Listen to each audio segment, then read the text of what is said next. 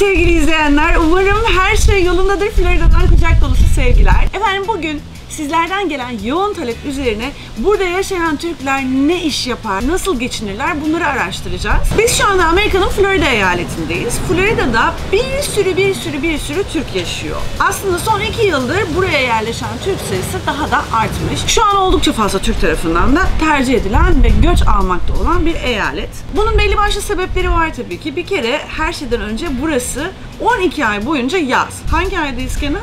Ocak. Ben ayları karıştırdım. Mesela şu anda Ocak ayındayız ve ben kısa kolluyla arkamda muhteşem bir havuz eşliğinde oturuyorum. Biraz kıskandırmış gibi oldum ama Amerika'da yaşanılabilecek ve çocuk büyütülebilecek ilk 3 eyalet arasında seçilmiş Florida. Dolayısıyla çocuklu ailelerinde tercihi olmuş. Bu konuyla ilgili başka bir videomda daha detaylı bilgi vermek isterim. Fakat ondan öncesinde benim aklıma burada bir Türk'ün İlk başta ne iş yapabileceği geldi ve araştırdım. Tam da bize göre uygun bir yer buldum. O da bir Türk bakkalı. Buraya zamanında yerleşmiş bir Türk bulduk ve onun açtığı bakkala gideceğiz birazdan. İçeride satılan ürünlerin hemen hemen hepsi Türkiye'den getiriliyor ve bu gerçekten bizim burada kaldığımız süre boyunca en çok ihtiyacımız olan şeylerden bir tanesi. Her ne kadar Amerika'daki süpermarketler böyle zibilyon tane yiyecek içecek de olsa taşsa da yine de vatanım diyorum. O tulum peynirinin tadını ben hiçbir markette satılan hiçbir peynirden almadım. Bir de gofret var. Bir de gofret var tabii. En sevdiğim. Çekirdek bile var. Aynen. Bu arada benim merak ettiğim başka bir husus daha var. Diyelim ki hiç İngilizce bilmiyorsunuz. Acaba buraya gelip de bir iş kurmanız mümkün mü? Açıkçası bunu biraz araştırdım ve çok da mümkün görünmüyor gibi geldi bana. Nedenini soracak olursanız mesela açtığınız bir Türk marketin müşterileri sadece Türk olmuyor. Genelde Amerikalı müşterileriniz de oluyor ve onlarla ister istemez iletişim kurmak zorunda kalıyorsunuz. Dolayısıyla hiç yabancı diliniz yoksa buraya gelip sıfırdan bir işletme açmanız çok da mümkün gözükmüyor. Buraya gelme gibi, burada yaşama gibi bir planımız var ise şayet önce birazcık da olsa İngilizcemizi geliştirmemiz gerekiyor. İşte tam da bu noktada Cambly bizim imdadımıza koşuyor. Gelelim fasulyenin faydalarına. Cambly nedir? Öncelikle Cambly'e bize bu harikulade videoyu çekmemizde sponsor olduğu için çok teşekkür etmek istiyorum ve hemen detaylarına giriyorum. Cambly sizin İngilizcenizi gerçek öğretmenler eşliğinde canlı yayın yaparak geliştirebileceğiniz muhteşem bir uygulama. Kimler kullanabilir? Mesela yurt dışına taşınmak isteyenler ya da iş için yurt dışı seyahati yapması gerekenler veya yurt dışında bir firmaya başvurmadan önce bu firmayla mülakat yapacak olan bireyler. Cambly'nin avantajı nedir? Bir kere her şeyden önce dilediğiniz yerden online olarak Cambly'ye bağlanabiliyorsunuz. Çok basit bir işlemle Apple Store'dan veya Google Play'den indiriyorsunuz ve rahatlıkla şu şekilde telefonunuza kurup kullanıma başlayabiliyorsunuz. Mesela İngilizce öğrenme nedenlerinizi seçebiliyorsunuz bu noktada. İş için mi öğrenmek istiyorsunuz? Seyahat mi edeceksiniz? Eğitim amaçlı mı gerekiyor? Ya da sadece hobilerinizi mi paylaşmak istiyorsunuz? Cambly'yi ne için kullanacaksan o ders tipini özellikle seçebiliyorsun. Örnek olarak konuşma pratiği, telaffuz, gramer dersi, iş İngilizcesi. Üstelik her seviyeye uygun da seçenekleri var.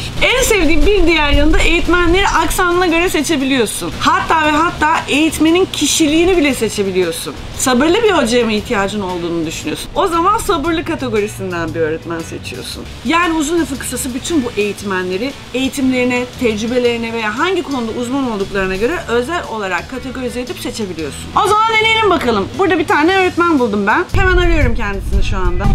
Hi. Hi Carrie. I'm fine. How are you? I'm doing great. It's sunny here. Thank you. Where are you from? I'm in California in the United States. Oh really? I'm in Florida right now. I'm pregnant. Look at this. You're about ready to go. Thank you very much, Carrie, for your nice chat. No problem. Is there anything I can help you with? No, everything is perfect. Thank you, Carrie. See you. Take care of yourself. Bye bye. Sonrasında da Carrie'yi buradan puanlayabiliyorsunuz. Ben Carrie'ye 5 yıldız veriyorum. Helalinden. İsterseniz şöyle yapalım, ben açıklamaya bir link bırakayım. O linkten önce Cambly'yi indirin. Hatta size şöyle de bir güzellik yapacağım. Eylül online kodunu girdiğiniz takdirde ücretsiz olarak öğretmenlerle görüşmeye başlayabilirsiniz ve uygun gördüğünüz takdirde ve beğendiğiniz takdirde sonrasında Cambly uygulamasına üye de olabilirsiniz. Evet, Evet, muhteşem bir uygulamayla sizleri tanıştırdığıma göre o zaman şimdi işimize devam edebiliriz. Haydi bakalım hep beraber gidiyoruz. Türk marketinde bizi neler bekliyor? Hello Mr. Brown and Mrs. Brown'lar. Şu anda Florida eyaletinin Boca Raton bölgesindeki Türk marketine geldik ve arkamda sultanların sultanı Sultan's Market'i görüyorsunuz. Hadi şimdi bakalım o zaman içeride neler varmış. Barış abi de buradaymış. Barış abi selam. Merhaba, hoş geldiniz. Hoş Merhabalar. bulduk. Barış Hoş abi geldiniz. buradaki Türk marketinin, Sultan's Market'in sahibi. Barış abi nasıl Sağ olun, gidiyor? sağ olun. Siz nasılsınız? İyi Teşekkürler. valla, işler güçler nasıl? Bereketli mi? Bereketli, şükür. Oh, Her şey çok şükürler güzel. olsun. Sağ olun. Barış abim sana ne soracağım? Burada Türk ağırlıklı mı müşterin var, yabancı ağırlıklı? %80'i yabancı ağırlıklı. Peki İngilizcen nasıl Barış abim? İdare eder seviyede. Kaç yıldır buradasın? Son 3 yıldır buradayım. İngilizce olmasa burada iş yapabilir miydin sence? Zor yapılır. Zor değil mi? Çok zor. O zaman Barış abim izninle biz bir şu marketi bir gezelim bakalım neler var neler yok. Hoş geldiniz. Biraz da alışveriş yapalım madem. Hadi bakalım gelin.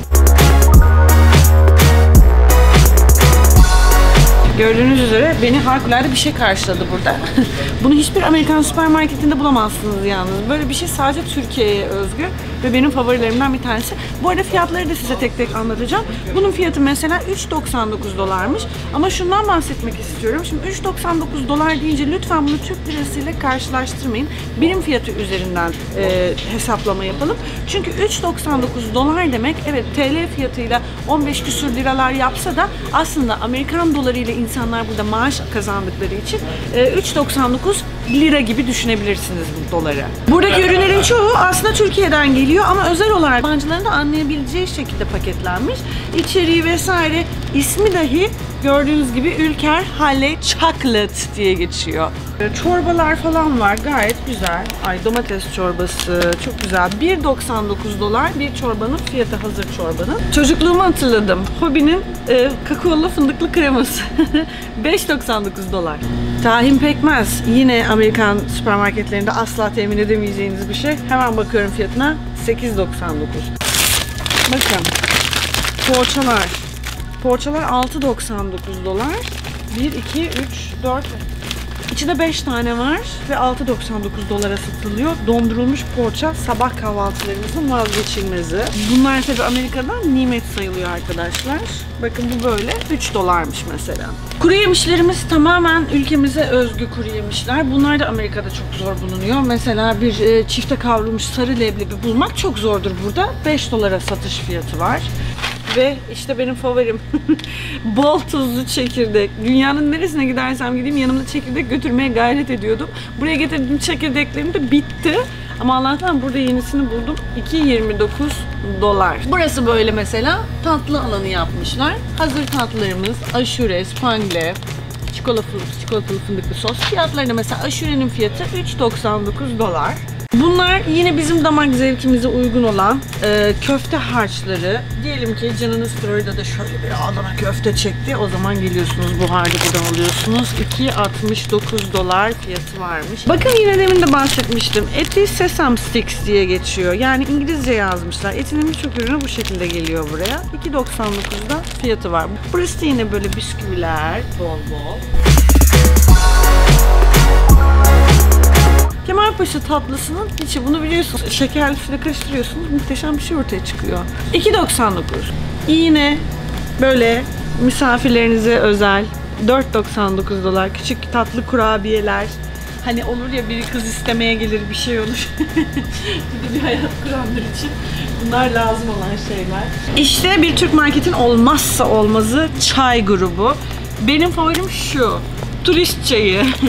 Ne bu? $4.99 diyor üstünde. Benim canım Tayland'ın göbeğinde kısır çekti ve adamların memleketinde kısır yapabileceğim en ufak bir malzeme yok yani.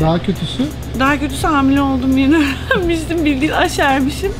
Kısırsız kaldım Tayland köşelerinde. Bu ne kadarmış? $4, $3.99. Bak, pilavlık pirinçler $4.99. Salça $5.99. Böyle çeşit turşular var. $3.99 tanesi. Bak işte bunlar da burada bulunmaz nimet. Geçenlerde canım bir çekti, yaprak sarması $6.99. Günlük taze yufkalar var dondurulmuş şekilde. diyor o yufkalara. Ha bakayım burada baklava varmış. Aa, baklava hazır bir şekilde ama dondurulmuş değil mi? Diyor. 13 dolar 99 cent. Yine her zaman olduğu gibi çok pahalısın baklava yani. Ekmek kadayıfı 12.99. Bak burada yine işte bezelyeler, barbunyalar, garnitürler falan. Bunlar gerçi Amerikan marketlerinde de bulabileceğiniz şeyler, hazır gıdalar. Ama şöyle bir böreği falan çok da bulamıyorsun aslında. Yani burada içecekler var aslında ama çoğu Türkiye'den gelen içecekler değiller. Çünkü Türkiye'deki bütün içeceklerin hepsi burada da var. Artı üzerine ekstradan burada da bazı içecekler eklenmiş.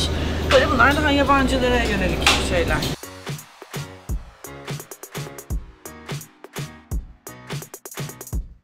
Kenan gel, senin reyonunu buldum, gel. Gel bak Allah aşkına. Ne bu? Sucuk. Sucuk buradaki adıyla dried beef sausage. Bak ne kadar havalı oldu. Dried beef sausage. Ama made in Kayseri değil mi? 12.99 dolar. Krem peynirler. Aa şu şey. Ne bu? Tulum peyniri. Ay ben sevdiğimiz favorilerimizden. Bunu da alıyoruz. Tulum peyniri alalım. Yoğurtlar, süzme yoğurtlar falan. Amerika'daki süpermarketlerde milyon tane peynir çeşidi var. Ama hakikaten bizim Türk peynirimiz kadar güzel, lezzetli başka hiçbir peynir görmedim ben. O yüzden kesinlikle peynir alışverişimizi buradan yapıyoruz. Amerika'dakiler böyle hani şeklen güzel ama bir yiyorsun, Tadı yok. tadı yok yani. Tatsız, susuz, garip garip şeyler. Evet. Çelik malzemeler var. Yine Türkiye'de bulabileceğimiz ama burada bulunması imkansız olan ve sadece Türk bakkallarında satılan bir sabun. 7.99 dolarmış. Ne kadarmış bu yaprak sarması? Bak bu şey yalnız bu arada. Kısır günlerin mi var? Onu alıp böyle 12.99. 12.99. Zeytinler. Zeytin evet zeytin. Kesinlikle yine Türkiye'de en çok sevdiğim şeylerden bir tanesi de zeytin. Birçok dünya ülkesinde ya zeytin yok, olanın da tadı böyle çok buruk falan. Ama Türk zeytinini yine tek geçerim. Hemen fiyat bakalım. Mesela böyle bir şey 5.99 dolarmış. Zeytinyağlar. Gerçi yalan söylemeyeceğim, Amerika'daki zeytinyağların da tadı çok hoşuma gitti. Çok yoğun tatları var. Ama tabii Türk zeytinyağları da biliyorsunuz dünyada öncü yüzdür zeytin yetiştiricisi olarak da. Bakalım mesela böyle bir zeytinyağı 13 dolarmış.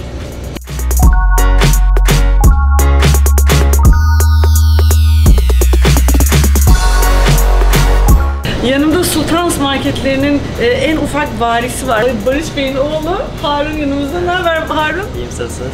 İyi valla. Nasıl gidiyor buradan ya? İyi gidiyor, çok güzel. Okula gidiyorum. Okula Üniversiteye gidiyorsun. hazırlıklar var. Ne zamandır buradasın? Bu 3. senem. 3 sene önce Türkiye'de miydin Harun? 3 sene önce Türkiye'de, Ankara'da okuyordum. Süper. Sonra Evet. bir kararla gelip buraya üniversiteye mi hazırlanmak Evet. istedin? Aynen öyle Muhteşem. oldu. Peki bir şey soracağım sana Harun. İngilizcen olmadan buraya gelseydin eğer zorlanır mıydın?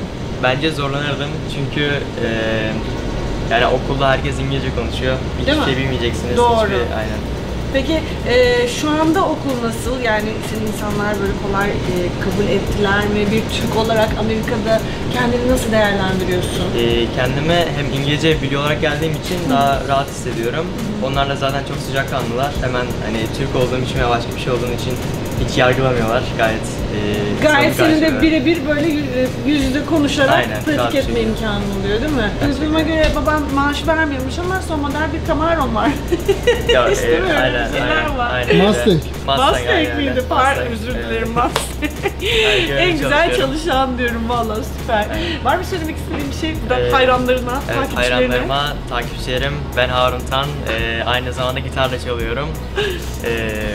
Seni takip etsinler Evet, Instagram'dan. beni Harun Tan X'ten ve Harun Studios'tan takip ederseniz çok sevinirim.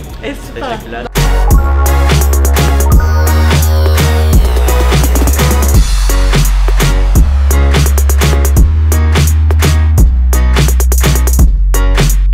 Böyle gördüğünüz gibi arkadaşlar buradaki Türk marketin gerçekten yararını burada birkaç ay yaşadıktan sonra o kadar iyi anlıyorsunuz ki bulunmaz bir nimet bizim için her şey. Biz alışverişimizi yaptık ufak tefek. Umarım beğenmişsinizdir. Bu arada kanalımıza abone olmayı lütfen unutmayın çünkü bu ve bunun gibi bir sürü paylaşımlar yapıyoruz. Hepinizi çok seviyorum. Destek verdiğiniz, zaman ayırdığınız, bizi izlediğiniz için teşekkürler. Görüşürüz. Bye. Take care of yourself. Bye.